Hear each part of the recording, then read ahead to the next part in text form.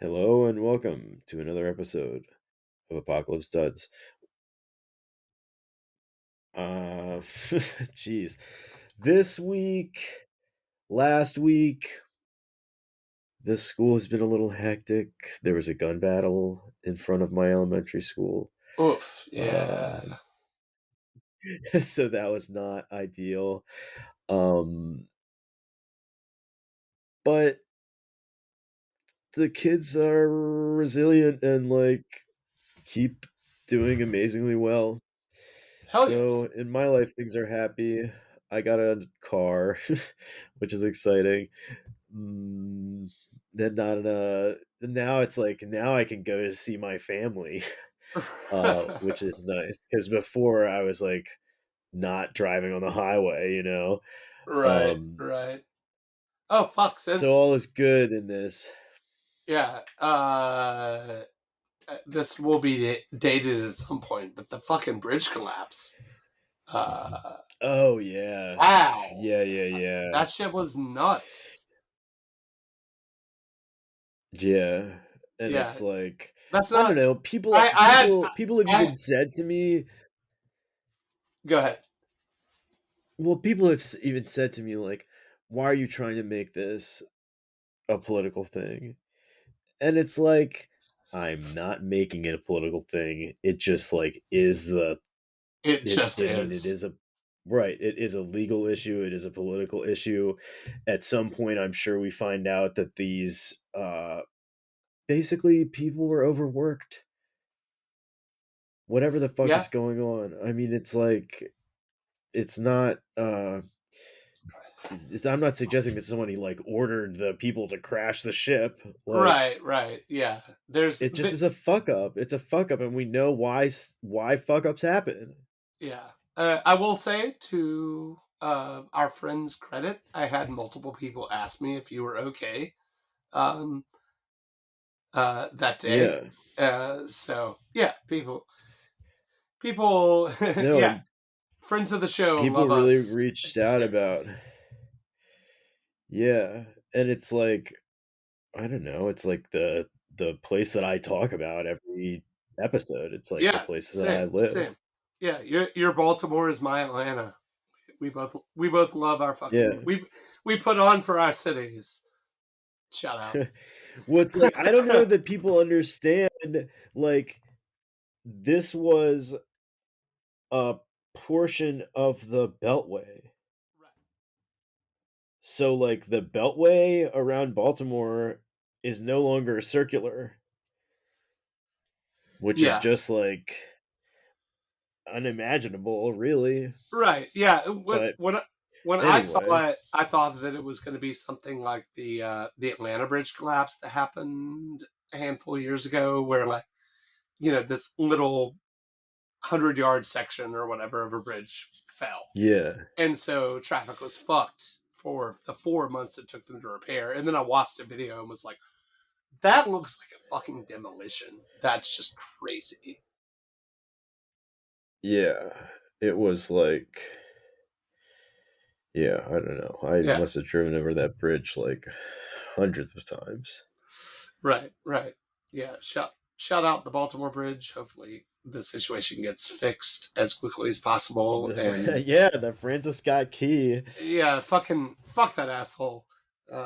Also, Yeah. rest in peace to the undocumented workers that have most likely died. I think two might have been rescued, but yeah. So, sorry, not to get somber. It's always the workers. Yeah, It's it's always the always the fucking workers, workers. man. Always the workers. And basically the exact opposite of that scenario. My new band is releasing our first recording. Today is Thursday, March 28th. It theoretically should be up by tomorrow for Bandcamp Friday. Um, Dun dun dun. dun. I said Con of the Masters, and yeah, he talks it up. I don't talk about myself and talk myself up a lot, but the band is called. It's just really good stuff. Thank you. Yeah, I'm calling it a hardcore band because we're hardcore kids making music, but if you like alt rock and heavy music and anything in that adjacent world, check it out. It's called Extinction Age. It's Extinction Age at .bandcamp.com. And like I said, hopefully it will be up tomorrow, uh, Friday, March 29th. It's the first project I've ever done that's 100% DIY. We recorded it, we mixed it, we mastered it, we did the artwork ourselves. I'm really, really fucking proud of it. And it's a But DIY thing, so it's like the it's show, fucking so we DIY. support it. Yeah, and do it yourself or die. Anyway, we had a great conversation with Brian Davis of Wooden Sleepers fame. He and I talked hardcore because, of course, we did. And yeah, we talked about DIY culture and coming out of that and getting into clothes and church thrift store basements. It was a rousing Yeah. conversation. One, I would say, arguably one of our best. And also, I've respected Brian and known him for a while now, and he does it fucking right. His mindset is correct. He's not trying to be cool or anything. He's just trying to do what he wants to do and what he loves. So, shout out, Brian. I think y'all are going to enjoy this episode. Just a really, really charming doesn't even really begin to describe it. He's just as like nice. He just is like earnest. He just is like our kind of person. So I think you guys are really gonna love it. I think he said in the episode that he has a reputation of being a nice guy, and that could not be farther from the truth. Like, dude is a real one. And and sometimes people say nice and they mean like boring. Sometimes people say nice and they mean like we'll put you to sleep. Wooden Sleepers. I mean, well, that's not what's going to happen in this episode. No. Our whole thing with this show is weirdos finding weirdos and nerds finding nerds, and yeah, this encapsulates that to a T. So, anyway, hope you enjoyed the episode. Please follow, rate, review, whatever the fuck on your platform of choice. Spotify, Apple, etc., etc. Thank you for listening. Tell your family about us on Easter. Yeah, tell your family about us on Easter or whatever. Tell holiday, tell the nerds in your life that there are other nerds out there talking about nerdy shit. Someone is carrying the banner. Someone is definitely carrying the banner. Anyway, I am Matt Smith at Rebels Rogues. And I'm Connor Nunez at Real Connor Nunez. Thank you for listening and enjoy the episode.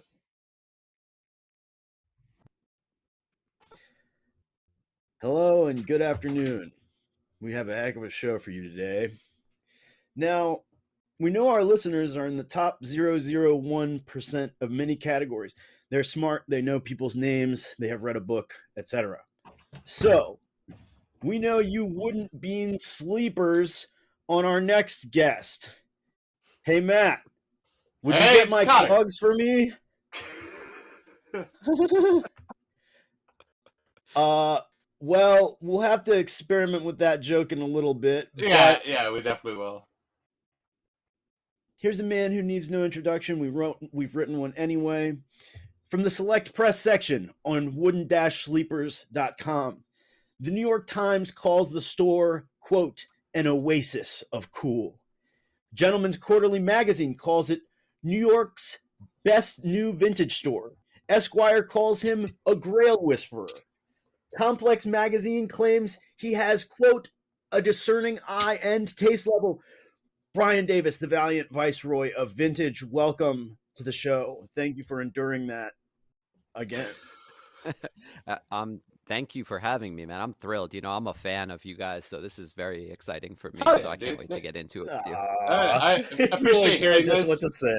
I gotta say that, like, we do these ridiculous intros for basically every guest, and usually it's Connor's like wit and comedic value that draws it in, and I'm usually like, all right, yeah, it's cool or whatever. When he pitched this type of intro, I laughed my fucking ass off.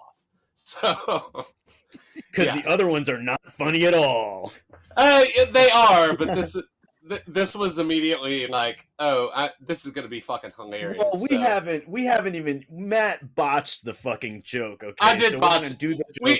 We're gonna do the joke again. We're not gonna talk about the joke because then the joke will be ruined. But the joke will happen again in this very episode. In I my can't wait. defense, we did not rehearse the joke. So No, and I forgot about it until I read it just now. So sick. I'm happy. I left myself a present as always. Nice, Brian. How are Well, you I'm today looking. on this Friday? I'm good, man. Yeah, I am good. I'm happy to be here, and I'm looking forward to forgetting about the joke and then being blindsided with it a little bit later. So, Awesome, awesome. All right, so yeah, let's get into shit. Brian, you've been around a while. Wooden Sleeper started in what, 2010? that's right, 2010. Yeah, spring Nice. We do our 2010. research. We do our research. So the name is very like very intriguing to me. So what's the origin story with that? So, wooden sleepers is another term for railroad ties, the wooden pieces that the Oh, tracks are made over. okay. Yeah, so they're called wooden sleepers or railway sleepers. We always called them railroad ties. Like when I was a Yeah. kid, we used to steal them from local construction sites and then wax them up and skate on them, Of like use course. them as like for like board slides and shit. So, but I never heard that term before. And it was actually my wife, Allison, who we're chronic namers of things. Like we both keep notes on our phone with just random pairings of words or things that we think have a nice ring to them.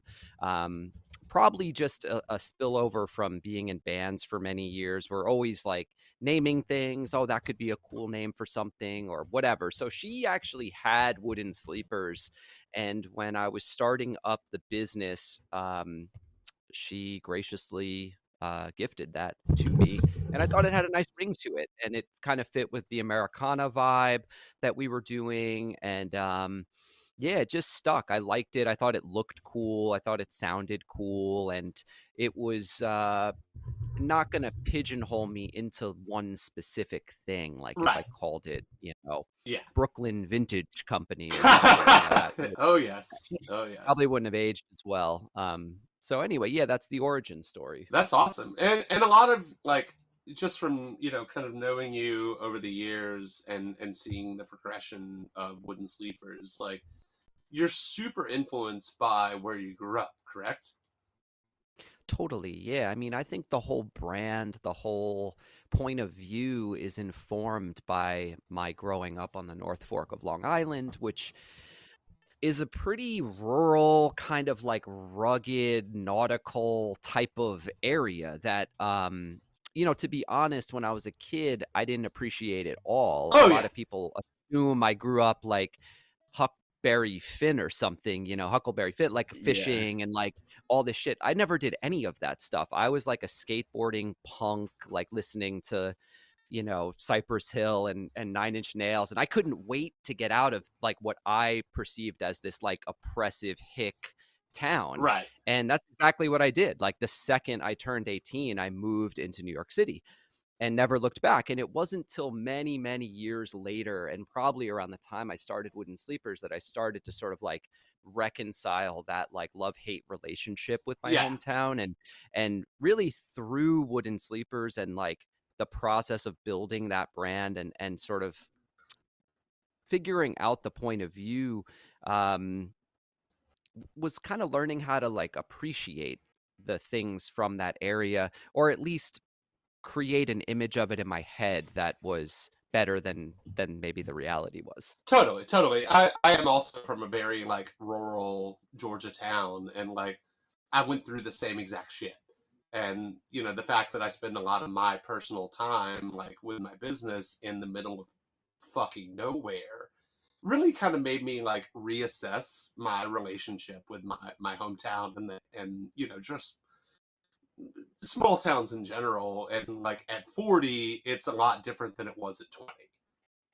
100%. Yeah, I mean, and now I can go back there and decompress and kind of appreciate the beauty of it, the stillness, the quiet. Like Yeah. everything closes at 9 o'clock.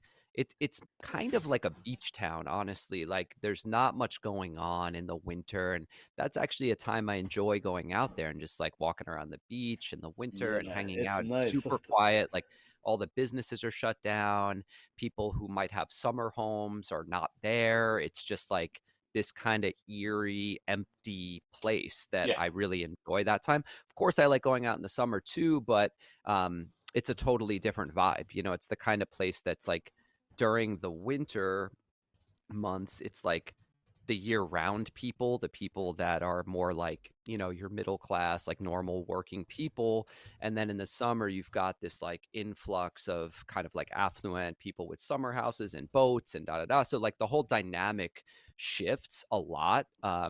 From like the fall winter months to the kind of spring summer months. And you know, I think like a lot of what I explore with Wooden Sleepers is like rooted in that dichotomy or that like juxtaposition of like that sort of like working class like workwear, you know, hunting, fishing, like clamors, like that whole kind of energy. Yeah. And then you've got like the seersucker, madras, polos, you know, cordovan loafers. And I always sort of liked how those two worlds collide and mash up, and how like the kind of rugged stuff can be like abrasive to the more like quote unquote ivy, and then the ivy stuff can kind of soften some of that rugged stuff. And I think that's like what I've always been kind of exploring with this, and also in my kind of personal style. Not to jump the gun, but I just felt like that's a lot of that is connected back to the brand and to me personally. So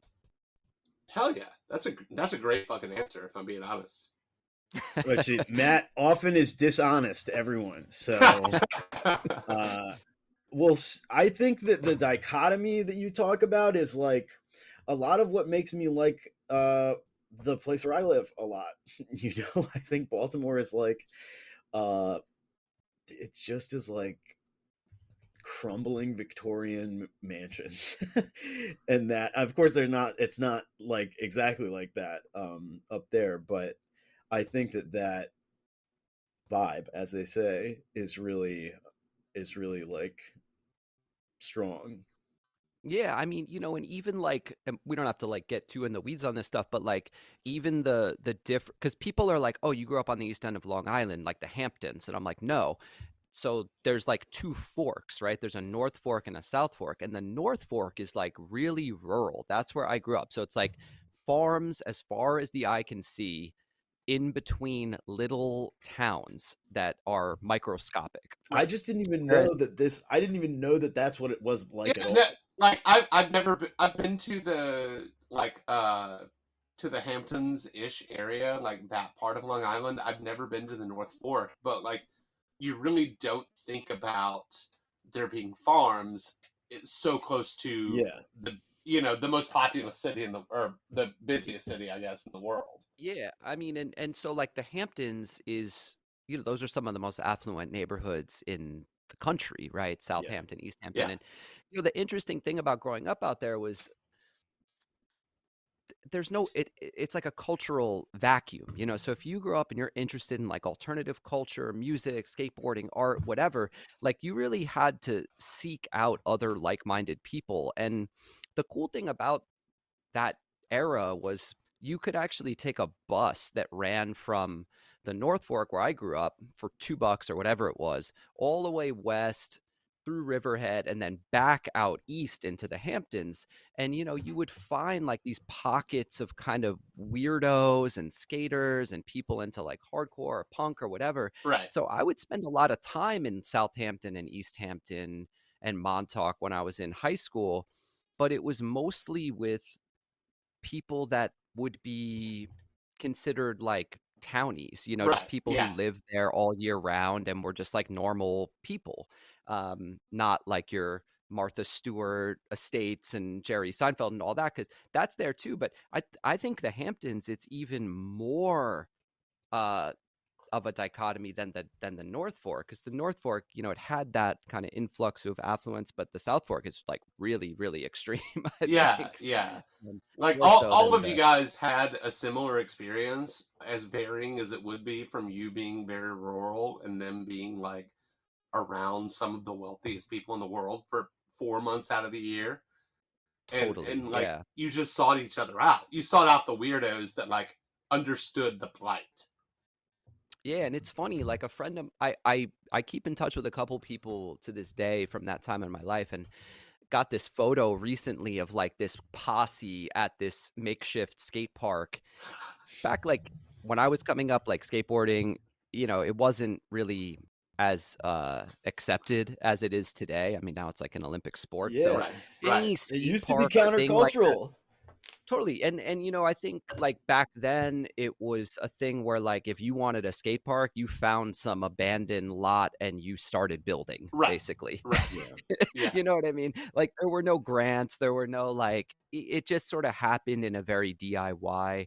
Uh anyway, so I got this great photo of like this whole posse of people from that era, and of course like I'm zeroing in on the style and like what are people wearing and all that stuff. So it's funny, I don't have a lot of photos and things from that era because obviously it was like pre iPhone and all that, so anything that would have existed would have been the physical.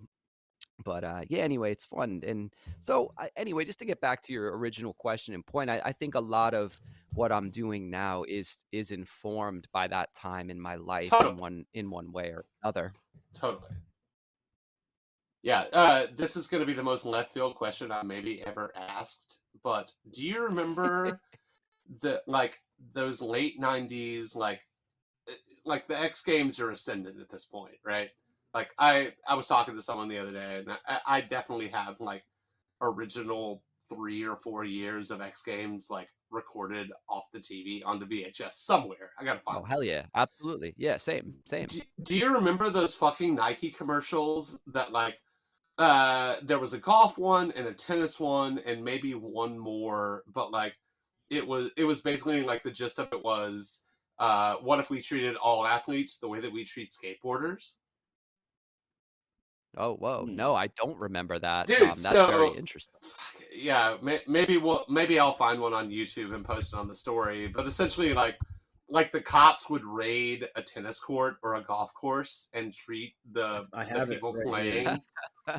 Yeah, the people That's playing like they were fantastic. criminals, because skateboarders are always like, "Oh, you're grinding on this like fucking concrete thing, whatever." Damn, give it up to Nike. The They always Nike had good SB ads. 1998 Nike SB campaign. Yeah. Okay. Yeah. What if we '98. treated all athletes like skateboarders? Yeah, and they have them on YouTube actually. They have all of Awesome. the Awesome. ads on YouTube. So yeah, we'll post those too, We along with the de- posse pick.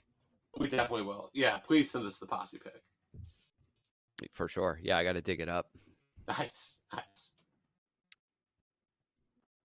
So you're like, I don't know how to phrase this question. I think I'll just go with it. Like, you are well respected. I don't mean to put you on the spot, but you are widely and well respected. You're a well regarded person and you have a well regarded operation.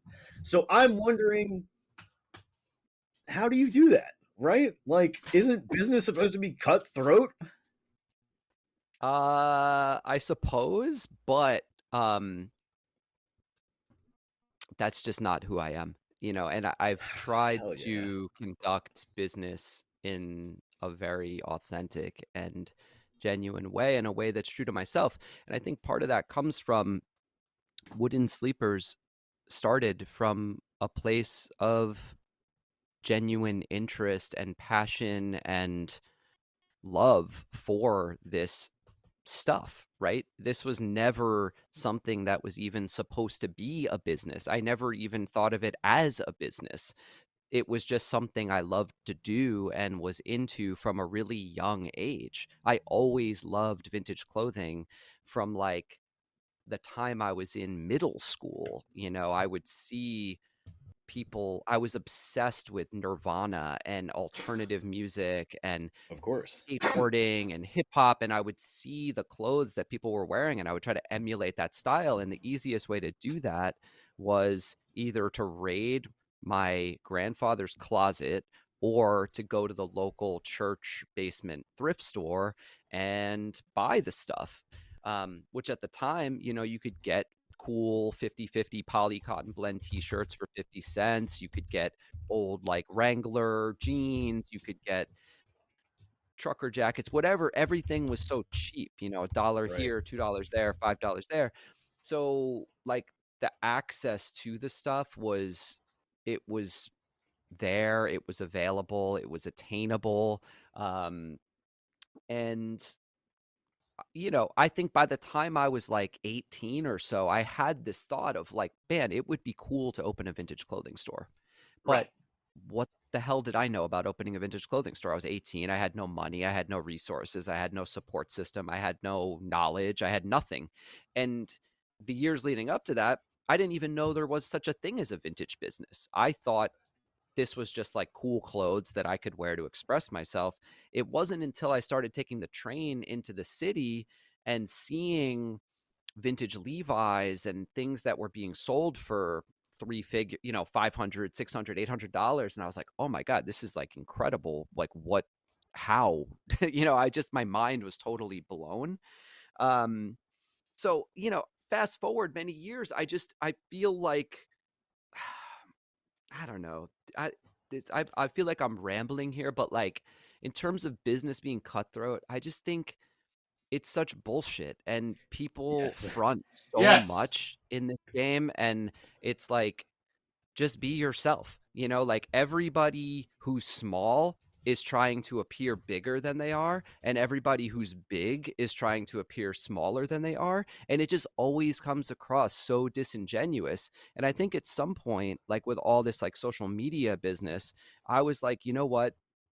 I'm just going to be myself. I'm just Hell going to be yes. myself. And whatever I put out there, like I'm just going to double down on being small. Like, and I just let people into that world.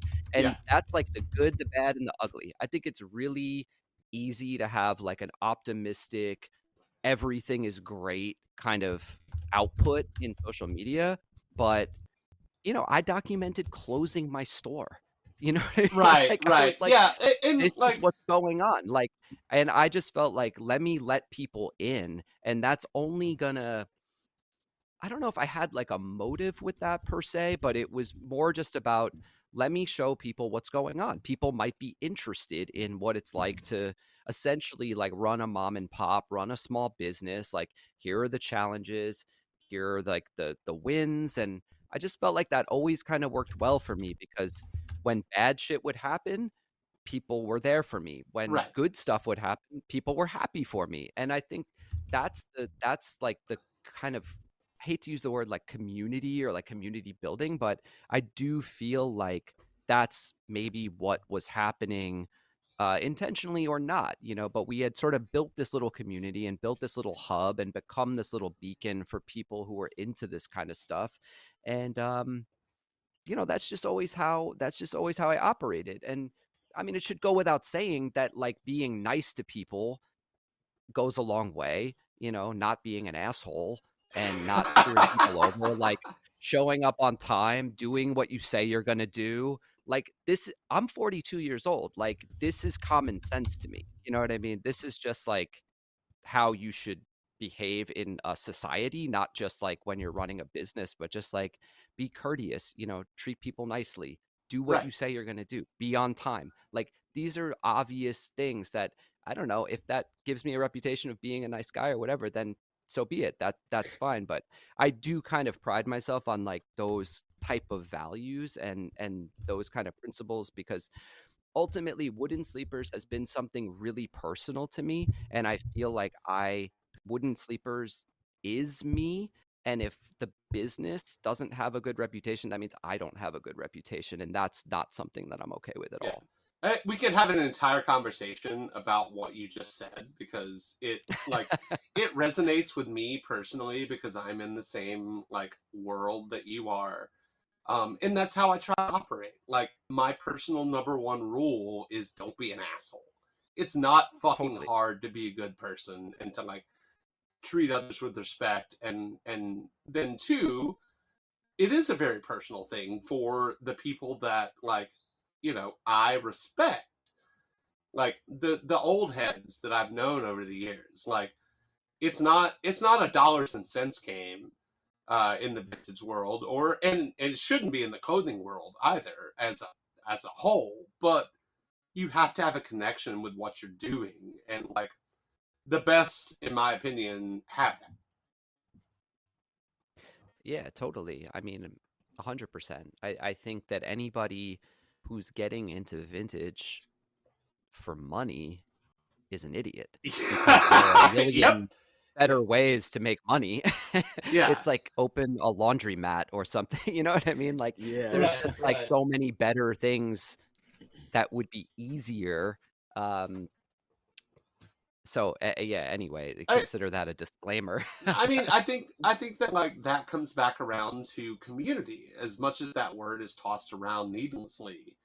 Like, I can Well, because I people are trying to pretend like it's people want you to feel like you're part of a community, right, even if right. you're not and they don't have your interests in mind at Yeah, all.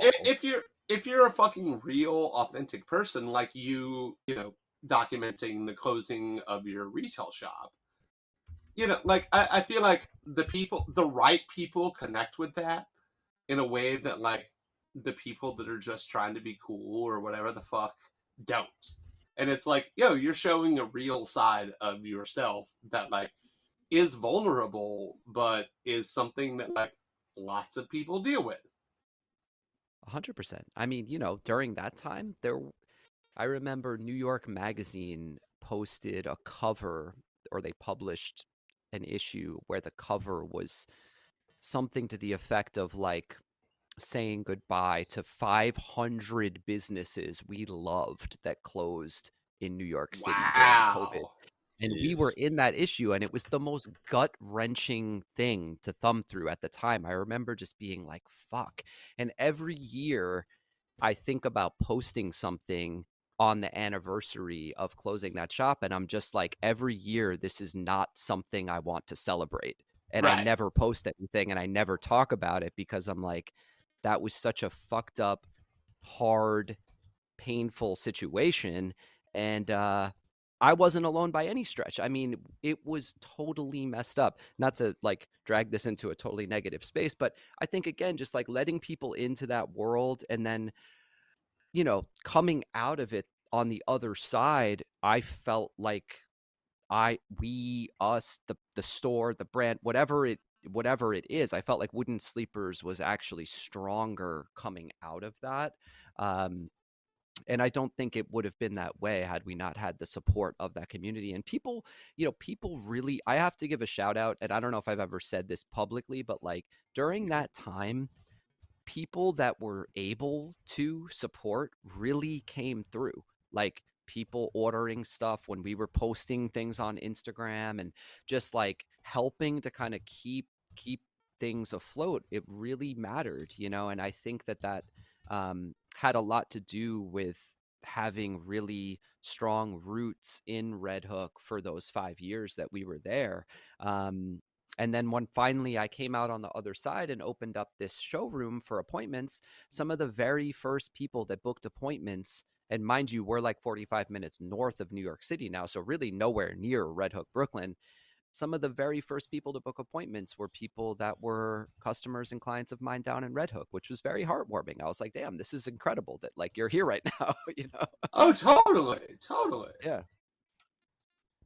Yeah, it's amazing.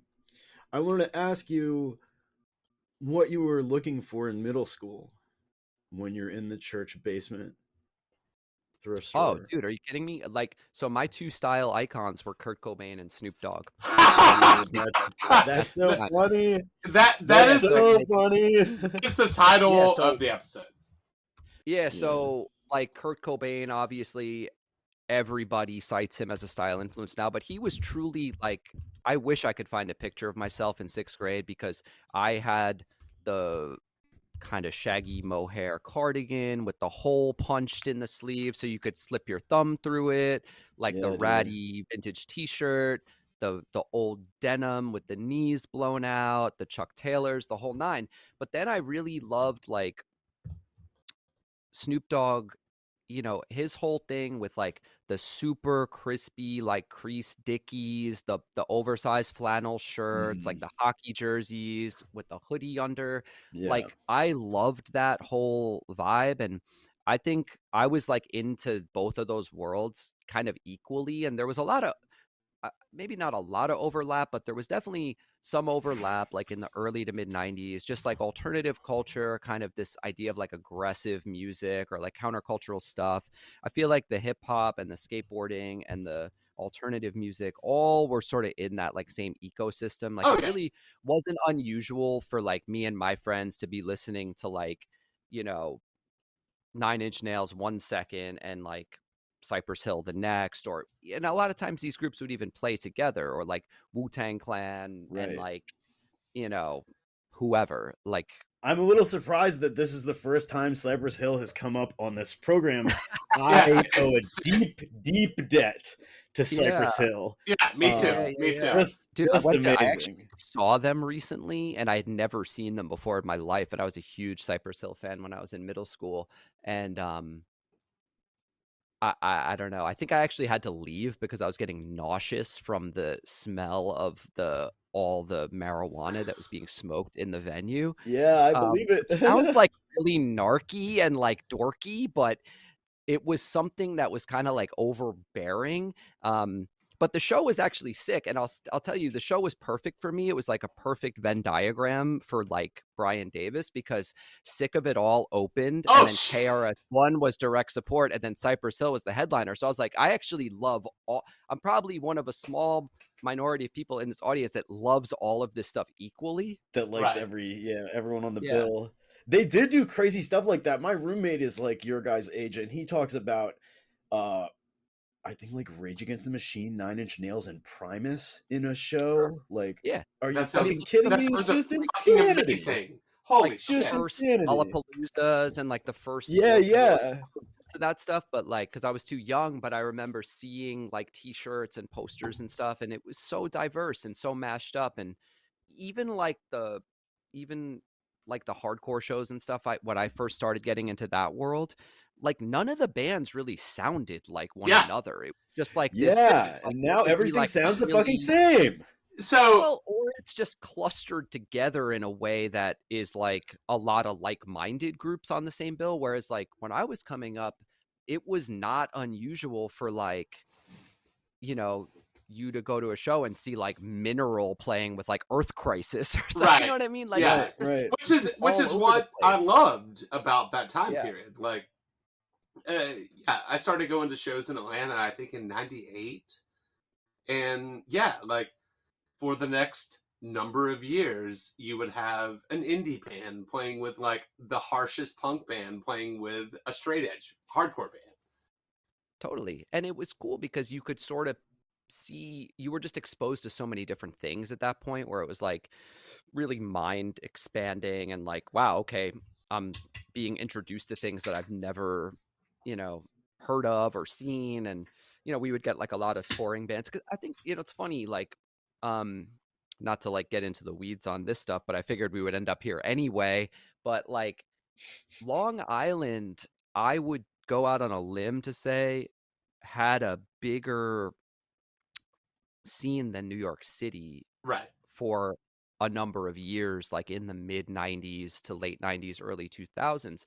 There wasn't like a whole lot going on in New York City, and there wasn't like a central, I mean, there was CB's and that was popping, but like there was no place as big as some of the venues on Long Island Right. where, I mean, I remember going to see bands on Long Island like Vision of Disorder or Sick of It All, and Mm. in this warehouse called PWAC, which by day was the People with AIDS Coalition. It was a nonprofit, but they would do shows there at the Yeah, night. yeah, yeah. There'd be like 1,500 people there. There was nothing that big going on in New York City. So anyway, it was a fun time to kind of come up and get exposed to all that different kinds of stuff. And, you know, it was truly like a DIY affair. You know, that whole world at that time was like kids just like somehow getting the keys to like VFW halls, Knights of Columbus, basements, warehouses, like industrial commercial buildings in like random neighborhoods. Like Right. it was fun. It was very nomadic, but it was a cool time to kind of get into it, I think. And of course everybody romanticizes their Of course. entry Of point, course. but I do think that like what you just said ties back to like your time, riding the train and finding other weirdos. Like in New York City, there's a million and one things happening literally every minute of every day. Long Island, not so much. And so Sick of It All shows up and it's like, yo, like we have nothing else everybody's going going. on. There's no Yeah, competition. everybody's going.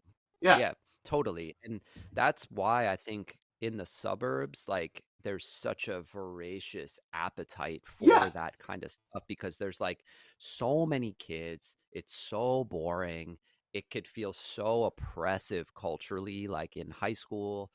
Like, if you don't feel like you fit in, that was truly a place where I felt like this is salvation. Like this Right. really had an impact on me. This was a place where I felt like home life sucked, school was terrible. I could not wait for Friday night or Saturday night to go and like be with these people.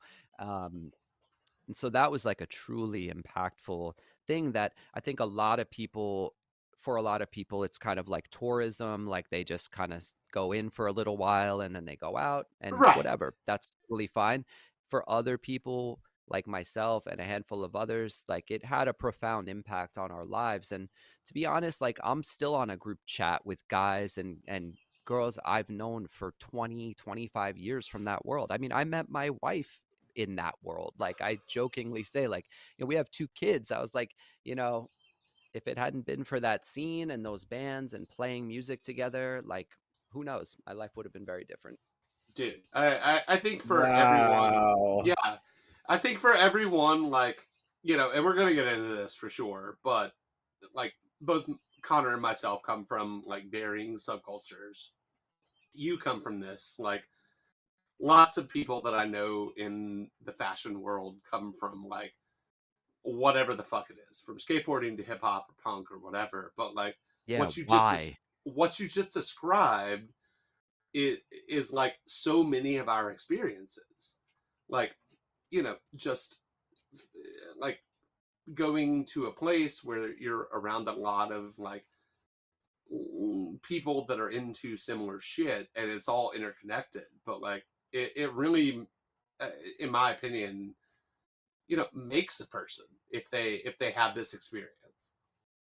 Yeah, totally. I mean, and people ask all the time, like, well, why is that? Like, why does it seem like there are so many people in our world, like this quote unquote, like menswear world or vintage world or whatever, that seem to come from like subculture? And I've never had a great answer for that. All Yeah, I can same. say is for like me personally, I never had a desire to be in the fashion industry. I never had a desire to go to school for this or get a job at some big company working in fashion. Like that was never something I was a creative writing major. I thought I was going to like write poetry or be like an editor at a small Oh town yeah. newspaper. You know what I mean?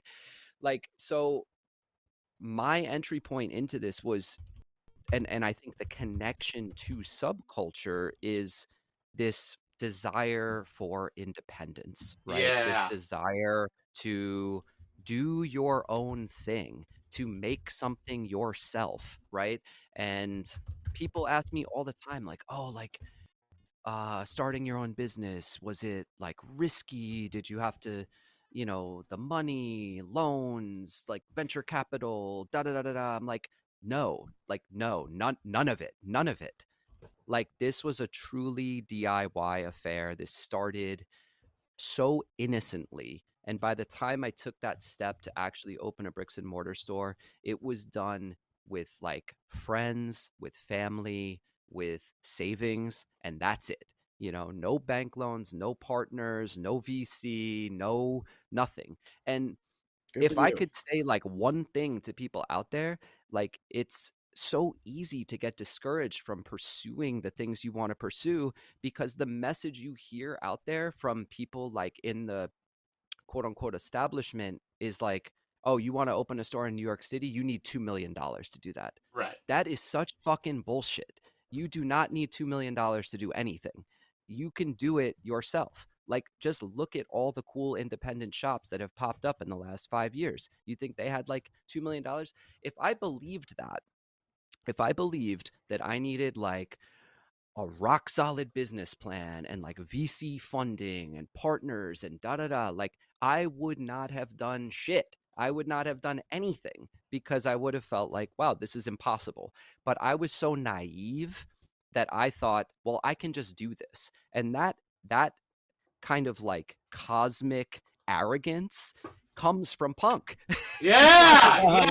That idea of like, you want to put out a record, do it yourself. You want to go on tour, do it yourself. You want to play shows, you want to book shows, do it yourself. You want to start a scene, start a scene. You know what I mean? If Yeah. we waited around for like a record label to put out records from bands I was in, we would have never put out anything. Yep. But you know what? Like, you just figure it out. And I think that that's like, if a younger person was only listening to like huge brands talk about the business, I would think that would be so frustrating, right? And it would seem like it was a non-starter to be like, well, all right, I'm never going to have $1 million, so I guess I can't do this store. And it's like, well, Right. no, like, look around you. Like, Yeah. look at all, you can get a storefront on the Lower East Side for like $2,000 a month. You know what I mean? Like, it's possible. You can actually do it. Yeah. Totally. Yeah.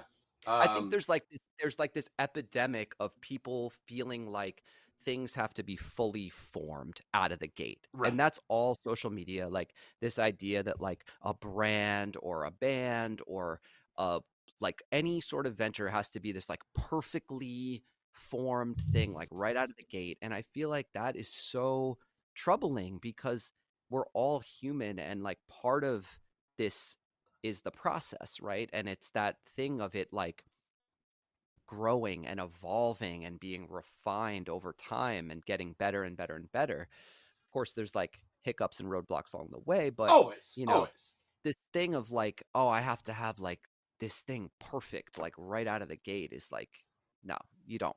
No. Just start. Just do something. You know what I mean? Do fucking something. Yeah. That is such a like good motto to like adopt as your own. And that's like, you know, that's one of the mottos that I have taken to heart in my like entire life, basically. And it's, you know, like you can start things, you can do things, and it like it doesn't have to be perfect, and it may never be perfect. Like, that's the other thing. You have to realize that, like, if you're a real fucking human being, you can do some shit that you want to do, and nobody's going to stop you. Yeah. And also, it can fail, Yeah. right? It can Also, fail. yeah. And that's okay too, It right? often Because like, fails. like at least you tried and had that experience, and you probably will learn something and be proud of the fact that like, okay, even if this didn't work out the way I thought, like my business didn't work out the way I thought I was going to have a store forever. Now I don't. Is that a failure? I don't think so. It's No. just like, it's changed, it's It's an evolved. evolution. It's an evolution. And you know, I think the funny thing is like, I'm gonna tell a little story. Like, I'm not a name dropper. Like, Let's I've hear it. never been the kind of person to like take a picture with a celebrity and like post it on our Insta. You know what I mean? Like, that was just never my style. Like, when I had the shop in Red Hook, like we would get celebrities in there often, and I was always like, just be cool, just like treat them like a normal person, be helpful, whatever. So like that was always my MO. And you know, I never wanted it to look like, you know, there's these like pizzerias in New York where every time a celebrity comes in, they snap a pic and put it up on the wall, and it's Right. kind of Yeah. charming. Yeah. It's a pizzeria, but I never wanted to be that way, because I thought, you know what, if I can just treat these people like normal people, maybe they'll come back. That was my attitude. Totally. But one day some also like I don't get starstruck. Like I don't care. Like if someone comes in, I'll be like, oh, okay, that's cool that they're here. That's interesting. I wonder why they're here or how they found the place. But one time somebody came in that legitimately kind of made me starstruck a little bit. And I was like, I can't believe this person is standing in my store right now. You know who it was? It was Jacob Bannon, the singer from Oh, Converge. holy shit! That's awesome. Yeah, That's really yeah. funny. I I've was met like, Jacob a couple of times. Like Nate is a homie of mine for a long time yeah. because the fashion world and the music world overlap. But like that's so fucking perfect. So, okay, so the reason I bring this up is because we get to talking and he's like the nicest guy. He comes right up to the counter, introduces himself. Hey, I'm Jacob. Nice to meet you. Da da da. I couldn't front. I was like, dude, I know who you are. Like he was in town in Brooklyn because they were playing that night at my buddy's venue, St. Vitus. I Oh had shit! tickets. I was going to the show. So I was like, dude, I know who you are. Like, I'm going to the show. I've been listening to your band since I was in high school. It's like I've been listening to your music for 20 years. Like, it's so fucking cool that you're here right now. Like, why are you here? It turns out like his wife is in the vintage game up in Boston. They Yeah. had like stores, like he's a picker, like he's into this stuff. Like he goes to Self Edge, like he's kind of like tapped into the world. But the reason I bring up this encounter is because he said something to me that was really freaking cool. Because we got on to like, me being into hardcore and like having been in bands and stuff in my life and like DIY and that whole kind of attitude and ethos. And he was like, well, what you're doing is countercultural. Like what you're doing is punk essentially. And I was like, damn, like I never needed to hear something more than that. Like that kind of validation and that stamp. I was like, damn, Hell you're yes. right. You're right, Jacob Bennett. You know what I mean? And Yeah. I just felt like that sort of spirit, that independent spirit, that DIY ethic, that kind of punk attitude of like, fuck everything. I'm doing this my way. I'm doing it myself. I don't need anything. The irony there is that like you end up building community and like do it yourself kind of morphs into like do it together, right? But you're finding like-minded people. It's not like the community is coming from like some Silicon Valley like hedge fund. You know what I mean? That's different. But Right. anyway, like just having that exchange from somebody that I really admire, not only as like an artist, but as a business person too, right? As somebody who's like figured out how to like be a creative person in this world and make a living, whether that's from like running a record label, selling art, singing in a band, like all that stuff really connected with me. And it was like such a freaking cool moment and one that I'll like really probably never forget. So anyway, that's like my nerd story for Ugh, the afternoon fucking. here. Hey, but that's a good am one. I didn't I know it am was here gonna be. for it. I thought you were gonna say Steve Bannon. Didn't happen that way. Oh my god, that man almost ruined barbers for everybody. Yeah, dude. He really did. What a son of a bitch. So I was gonna say we're touching on the countercultural aspect of vintage. Um, there, at least for me, is like, in my perspective, and a sort of an environmental angle to it as well, right? Like you're not buying something that has been additionally created with more plastic. Totally. Yeah. I mean, look, I've never led with that because I think these people that are like, Yeah. buy vintage, save the world. It's like, shut the fuck up. Like, Right. you know what I Yeah, Right. mean? right. Because that is bullshit. It is bullshit and you're not saving the world. But I think like a person who engages with vintage, like, would I prefer that to Forever 21 or Zara or Shein or whatever like the fast fashion of the day is? Of course, right? Of course. It's like to me that aspect of it was always obvious and never really needed to be stated. Like we never led with that like uh save the environment, buy vintage. Like it was never really part of the conversation because it was kind of implied that it was maybe a better choice, but I'm also like not I'm realistic. Like I'm a person an adult with children living in 2024. And I understand that attitude of like, buy vintage, save the world, it gets sticky, right? Because like vintage is not always the best choice for somebody. You know what I mean? Like nowadays, I feel like stuff, and not to get into like a political discussion about it, but like I feel like stuff at Goodwill can be more expensive than stuff at Walmart. Oh, And yeah. if you're a person fucking coming up totally.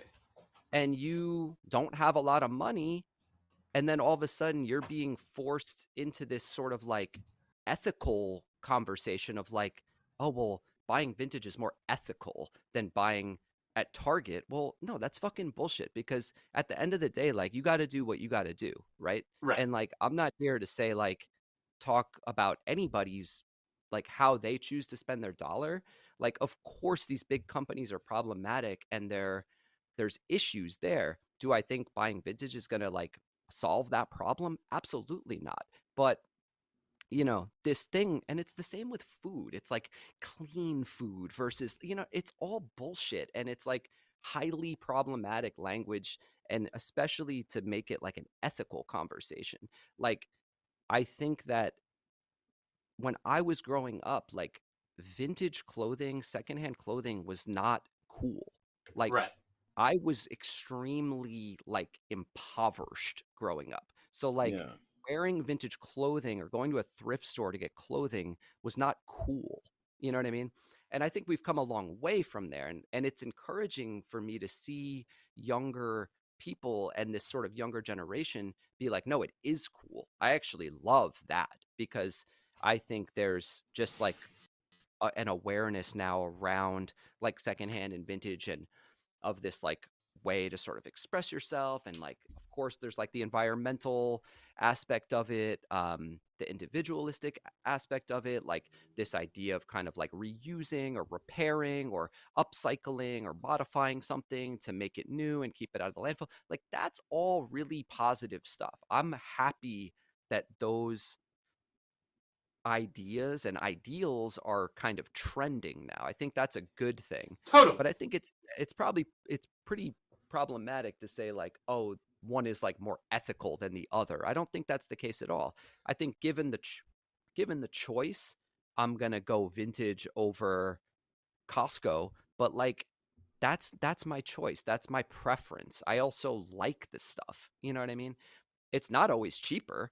I mean, and nowadays, like, I'm gonna just, can I just talk some shit for a second? Talk some shit. Yeah. Talk all the fucking shit. Dude, this thing of like people flexing on how much they spent on vintage clothing online is insane to me. It to me Wait, it feels like, hold on. This is a thing that happens because that is like antithetical to my entire existence. Like, I'm the dude, I cheapest feel the same motherfucker exact way. possible. There are people who like, it's like how much was your fit, essentially, and a lot of it is Jesus like fuck. secondhand or vintage, and it's like this thing of like this kind of like bragging about how much you spent on anything. And to me, like, I've been talking about this a lot lately because like I've been doing this Alfargo's market here every month, and like, so I have a lot of conversations around this stuff with like-minded people, and Yeah, of I course. just think it's funny to me because like in the vintage game, right? Like, people are always like, "Oh, what's your grail?" Like, da da da. Like, what's on your wish list? And it's funny because if you have money, or if you're willing to spend money, you can get anything you want. Right. But that's not as fun as finding it in the wild and Fuck being no, it's patient not. Or and getting getting it a for, really good deal on something. or getting a really good deal, Yeah, right? that's the That's juice, like is the, the fucking deal dude, differential. are you kidding me? That's what it makes this whole game fun, and that thrill of the hunt and that excitement and being patient and just like finding the right thing for the right price with the right story in the right place. And like, that's the whole fun of it. Like, of course, if I wanted to spend $2,500 on like a hook front navy deck jacket, I could do that right now. Right. After this pod, I could hang up and go buy that. But I want to find one at a garage sale for $15. Yeah. And Right. I Yeah. will wait. I'll wait until that day. Fuck. Yo, Yeah. this is where the punk comes in. Because Yeah, yeah. like when you and I and like Connor, like when we were coming up, the thrift store was cool because we found shit that we loved. It wasn't. Yeah. It might not have I been would lie to cool. people.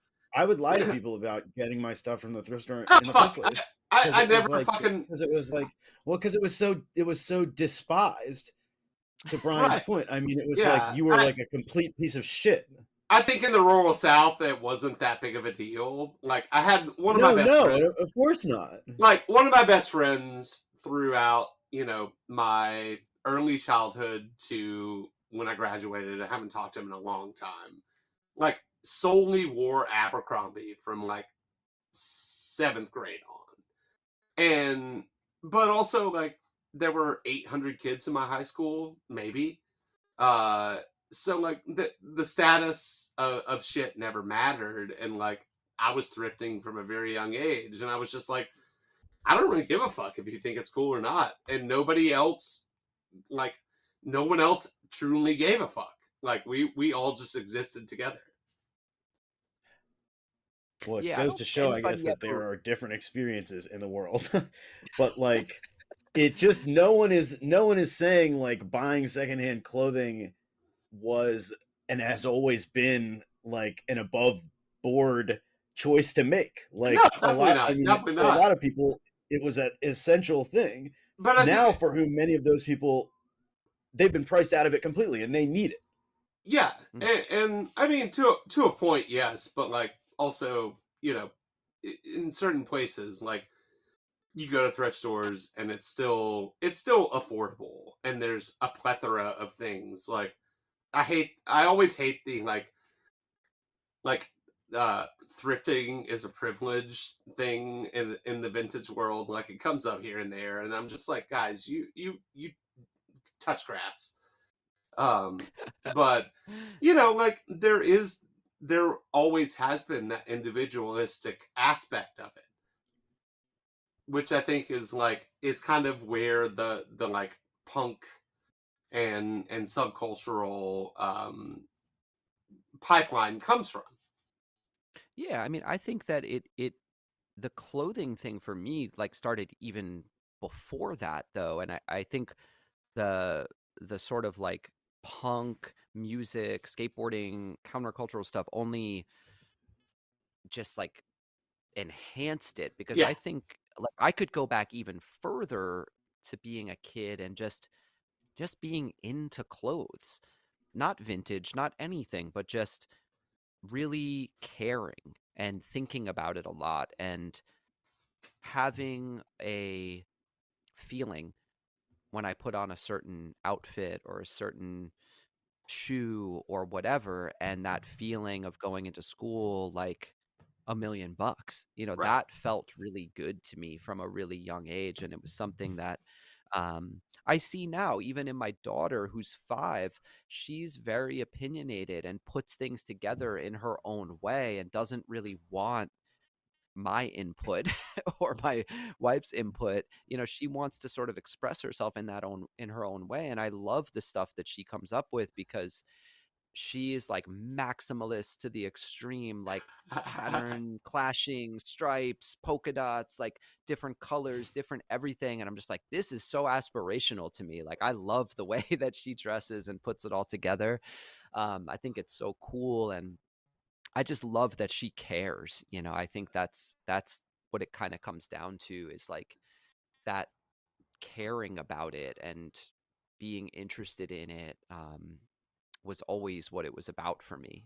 And experimenting and just trying different things. And I'm not going to front like I had this perfectly dialed in sense of style from a young age. It wasn't that way at all. I think by the time I was like maybe a senior in high school, freshman in college, I had really kind of like zeroed in on this like vintage look, that I was really into. I wore basically the same thing every day, but I look back on that, I'm like, okay, like a lot of that stuff I would still wear. Um, but I think by the time I What's got the around to uniform starting, look like? oh, back then, all right, so this would be like 99, 2000. I was every single day, like, this is kind of funny. When I graduated high school, my grandfather gave me $100. Said, congratulations.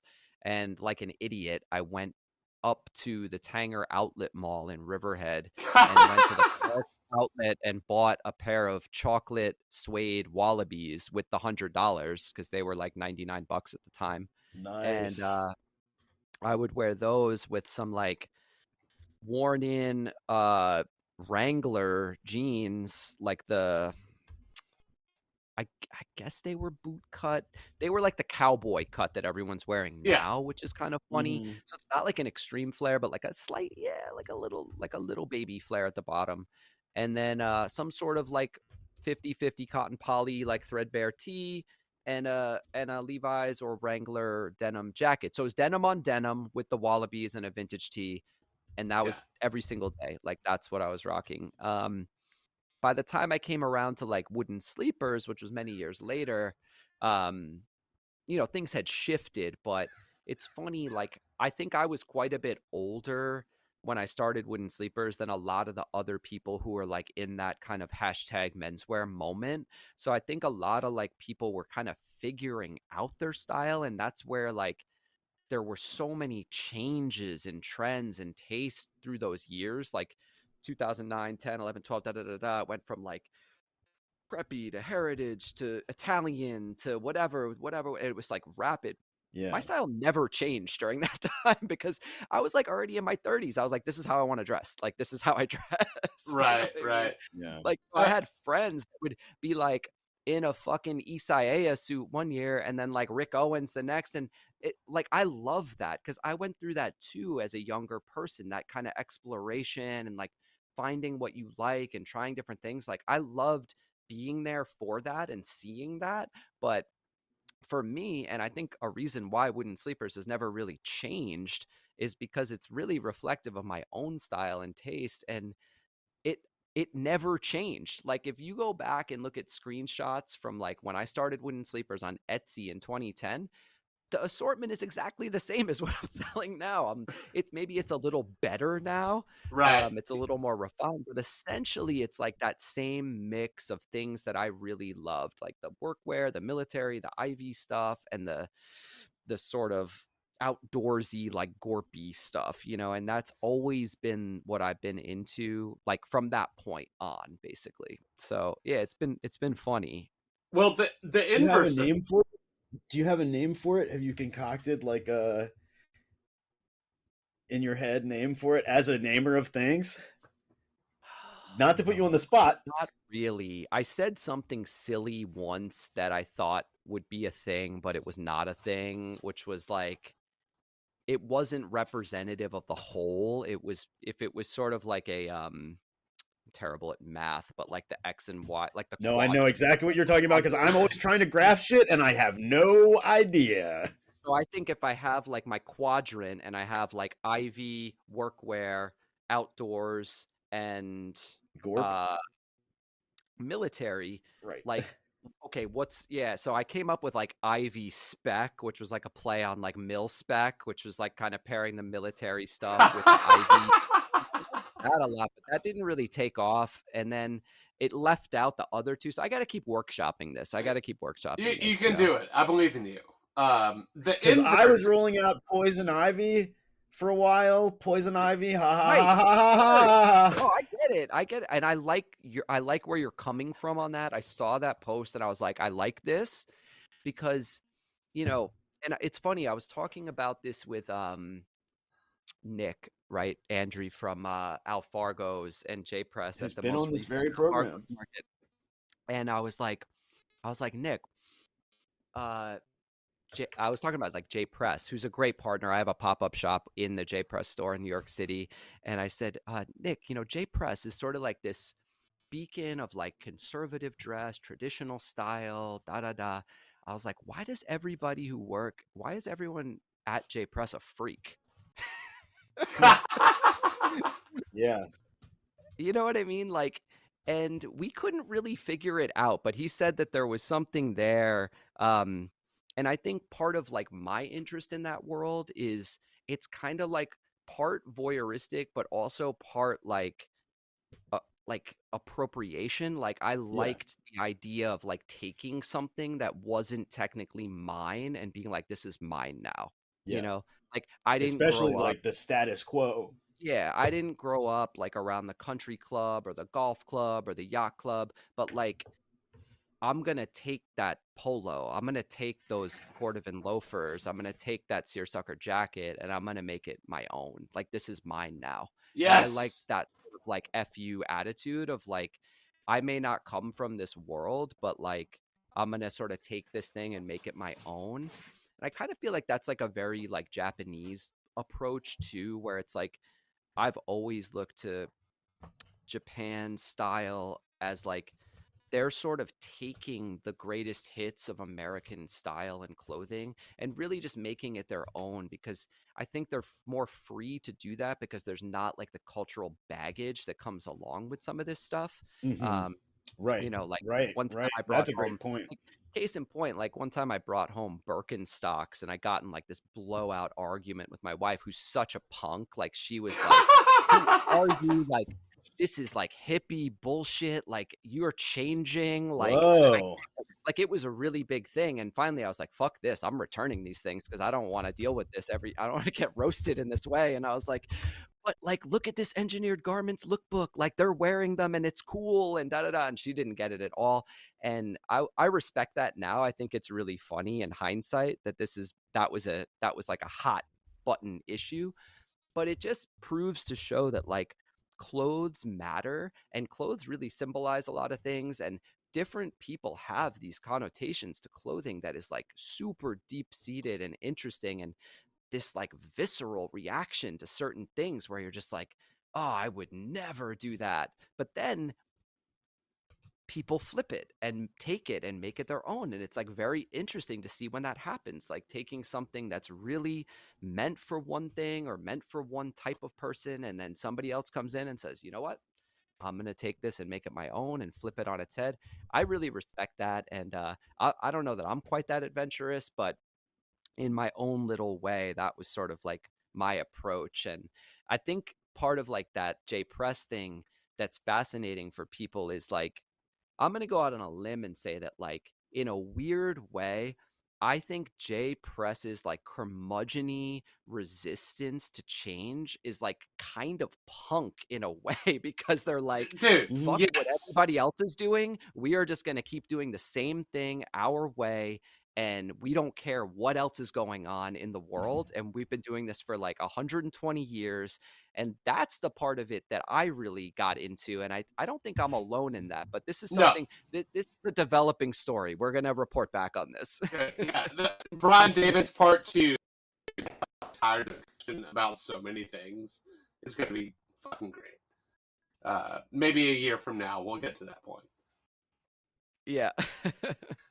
So the inverse to Connor's question, just to kind of like start to wrap things up, is there something like, obviously you said that you've been into clothing and things for a long time, even if you couldn't name it. Is there a particular like item or style or something that really sparked that interest in you? Well, how far back are we going here? Because As I far back as you remember want to really go, like I could tell you at any point what the point of my realization that like, oh, clothes are cool is. So I kind of want that moment from you. totally. And, I think I remember it as clear as day because it was the first time I remember desiring something in that way, right? Seeing something and thinking, wow, this is cool. This is going to like improve my life Right, if I get right. this thing. And it was a Samba classic, and I was in fourth grade, and it was probably like 1992 or something. And the irony there, of course, is that everybody knows the Samba classic is like the most popular shoe in the fucking world right now. Right, And right. I can't wear it. I can't wear it because of that. Not that I even feel like I need to or want to, but there was a part of me that felt like I had this authentic connection to it. But when something is trending that hard, I I can't. feel I it. won't. I Living can't is participate in that. losing everything that you You love, know, I'm and very. they take it all away from you, and you can never have it. No. It'll cool off. It'll cool off, and maybe I'll get a And then pair you'll when be I'm able like to rep 50 or them. something. I mean, Maybe. but in how long? Like, so much shit. Like, I had to wait so long to get glasses that look like this because, like, everyone was having glasses, and now it's like everyone has fucking glasses that look like this. You can't win. Dude, I mean, and at some point, like, I'm just neurotic, and I think Hell that, like, yeah. I should just be able to do what I want and enjoy them because honestly, like, nobody cares, right? Right, Like, right. nobody Nobody is cares. noticing. Nobody cares. Outside of us Like, it's nerds. like, dude, I think about, you know what I think about every day? I drop my daughter off at school and I think about that like meme that's like the stick figure in the corner that's like, nobody knows I'm wearing a 1950s Yeah, yeah, Lam yeah. parka. Like,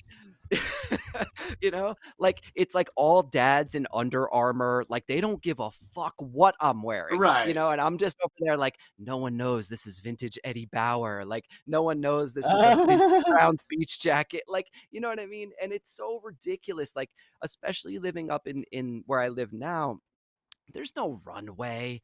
Nobody cares. Like in Brooklyn, it's different, right? Because, people are observing, people are getting dressed, they're expressing themselves. And it's like, I think even then, nobody really cares. Like only nobody really cares what you're doing. So anyway, I guess the moral of the story is I should probably go cop some Sambas because, when I was in fourth grade and got the Sambas, my grandma bought them for me. And, I just loved them. I loved the big tongue and like I that just felt cool. Like I just felt cool and I loved them. And I That was think like the that's first pair the of sneakers that I kick-started that. bought, I think. Yeah. Because And I GQ mean, said you could wear them with a suit. I could not wear yeah, them with a suit. yeah. Not in that moment, and probably never. um that's really funny. I think like it just went on from there. I think every year it's like something different for me. This has been I think I had this realization the other day where wooden sleepers is something that I've been doing almost longer than any other thing in my life. Like I've never done something this long Yeah. and still have such an enthusiasm for it. Like every day I am excited to try to find some other obscure piece of clothing. Like Right. it's totally mad and it's like every day I'm excited about it and I'm excited to like get it for myself. I'm excited to get it for other people. I think at the end of the day, like I am a born retailer. Like I've always loved that exchange. Like somebody trying something on, it's the perfect thing. They buy it, they're happy, it's special, it matters. Like I love that exchange and I always loved that about having a store and I still love it now. Like that's why I do the markets every now and then just to like get that little retail fix and Oh, there's we do nothing better. appointments up here, but there's nothing better than that. And I think a lot of people are like, oh, it's my dream to have a store. And I'm like, do you like people? And they're like, no. Do you like customer service? No. Do you like helping people? No. It's like you don't want to have a store. You know what Yeah, right. I mean? You Right, don't want to right, have a right. like it's because that part of it is what it's all about, I think. And It's a so connection. anyway, yeah, it's always evolving. Like I get into something and I just want to find it in like 10 different colors. I get like obsessed with certain Right. brands, certain eras, and certain styles. And man, I just go deep. I go deep and I Yeah, get I'm really adding into that. it. I'm adding that to the document for your next interview, Yeah. because I think Yeah. that would be an excellent thing to discuss. Yeah. And I would be remiss in the Adidas conversation if I did not mention the Bouncing Souls, uh, who are huge Samba fans. So, Yes. And, You heard it here first. it's funny. I was at a vintage market this past weekend and somebody was selling a Bouncing Souls t-shirt for an exorbitant amount of money. And I was so tempted to buy it because my wife's a huge Bouncing Souls fan. nice. And the t-shirt was really cool because it was actually dated 93 I don't think their first album came out till 94. So this is like a demo or like 7-inch era Right. bouncing. God I was like, damn, damn. I actually feel like now it was a deal, but I just like didn't want to spend the money Yeah, I on feel it you. I at the feel you. time, and now I'm kind of regretting it. Yeah, it'll hopefully come back around. Something will come back around. Yeah, I mean, I remember being in junior high and seeing somebody like older than me walking down the hall in my high school with that Bouncing Souls t-shirt with the MTV logo on the back Right, with the yeah. like that red like cross through it. And I remember just thinking that was the coolest thing I'd ever seen. I was Fuck like, man, yes. that's amazing. Great fucking band. I've never met them or seen them, but great. They seem like great dudes. Lifers. Lifers, for sure. Yeah, we Dude, love lifers. we do love lifers in all aspects. Brian, this has Yeah, been fan-fucking-tastic, man. I know. It I was, don't want it to end. yeah, I don't either. No, Unfortunately, we may have to soon. No, But I we love will you have a guys. part two. You're amazing. Thank you. I'm down anytime, and keep doing what you're doing. You're doing it right, and I love your pod. I love the guests. I know a lot of your guests, so it's just like Yeah, eavesdropping on conversation dude. that we're not a part of. Just fun. I have been obsessed with listening to podcasts of people that I like know through a couple of people recently. The first ever podcast by Jeremy from Touche Amore has been a Great, big one. great. Yeah, I love Blammo, and like Jeremy interviews a lot of people that I know and that have like similar background. But yeah, like I don't know, this whole I didn't say this when we were talking about it earlier, but like all of this shit is so interconnected, and like we talked with Tony Sylvester about finding your people, and like that's I feel like that's why we have on who we do, and like we're all part of this like community, and just want to support one another. So 100%, man. And thank you for, shining a light on it. I feel like you guys are really leaning into people that are part of this community, but maybe don't get a light shined on totally, them as much as some others do. And I think that's really cool because thank you. a lot of the people you guys touch on, they are like normal people who have normal jobs and are just really into this from an enthusiast's kind of perspective. And Right. I think that that's so valuable and so cool to hear their stories because, you know, you don't really know a lot of people, and then getting to hear them talk about themselves or their own journey is like super freaking cool. So I will be tuning in again and again. So thank you. you are very dear. You know that. You are very dear, Brian. Dude, one more time, thank you so much. We always want to give our guests a chance to shout things out that they want to, so have at it. Oh, just I mean, I'm, the cheesy ending outro. Just give a follow on Instagram. We're at Wooden Sleepers. And pretty much everything going on in my world can be found there. If you or your listeners ever find yourself in the tri-state New York City area, please drop me a line and make an appointment at the showroom. It's cool to get to experience this stuff in real life. And otherwise, you could find me at Alfargo's Marketplace most months. And that's pretty much all I've got cooking right now. Okay. Thank you guys for the opportunity, and I really appreciate it. Dude, it's been fantastic. And Yeah. everyone listening, thank you so much. We're getting back into the swing of things after the Mad Men Oral History series, which please check that out if you have not. Brian Bat. Brian Bat is the finale, and that was like a wild moment for us. Yeah. Also, speaking of Starstruck, like speaking of Starstruck, it's not how we were, but kind of how we were. It was just like a good show. So. Yeah, it was a great show.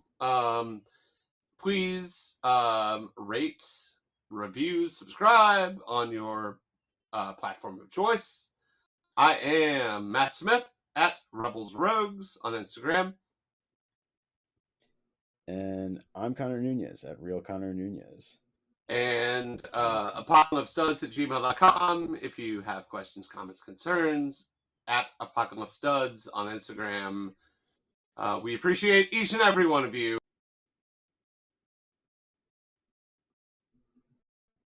Cheerio.